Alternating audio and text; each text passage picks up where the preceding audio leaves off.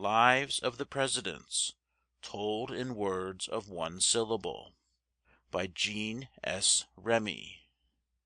Chapter 17. Andrew Johnson. Andrew Johnson's life as a boy was quite as hard as that of little Abe Lincoln.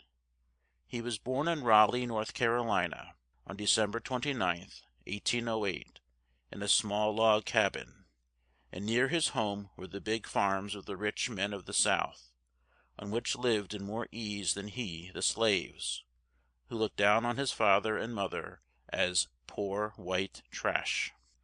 His father died when Andrew was but 4 years old. He must have been a brave man, for he lost his life trying to save a man from drowning. Little Andrew was too poor to go to school. He had to try and earn money. When he was but 10 years old, so he was sent to a tailor to learn to make clothes. Here, for 5 years, he worked hard.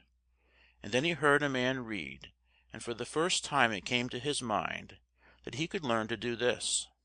He got the men in the shop to teach him his ABCs, and he was so quick to learn that soon he could read a little.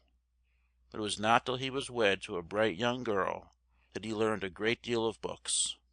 This was when he was 18, and he had gone to Greenville, Tennessee, to set up in life for himself. These young folks were both poor, but both bright, and the wife was a great help to Johnson all through his life.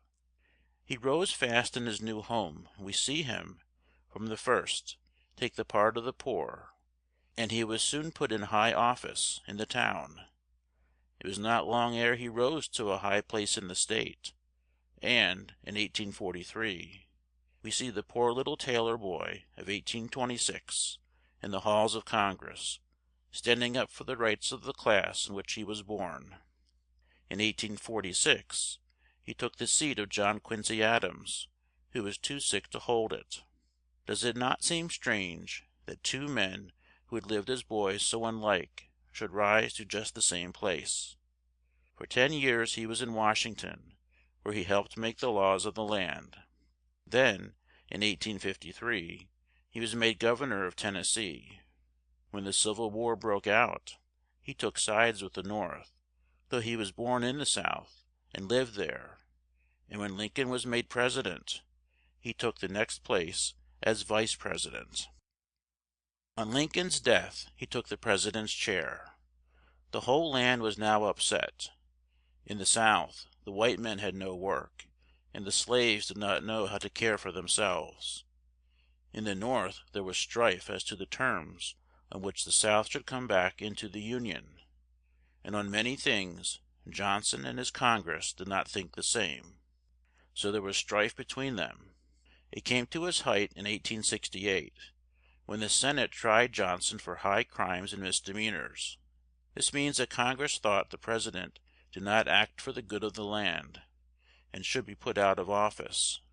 But the men who tried him did not all think the same, and most of them said he should keep his place.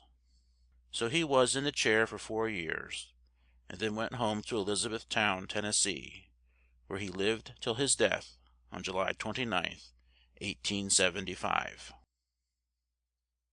End of chapter 17. Recording by Greg Giordano, Newport Richey, Florida.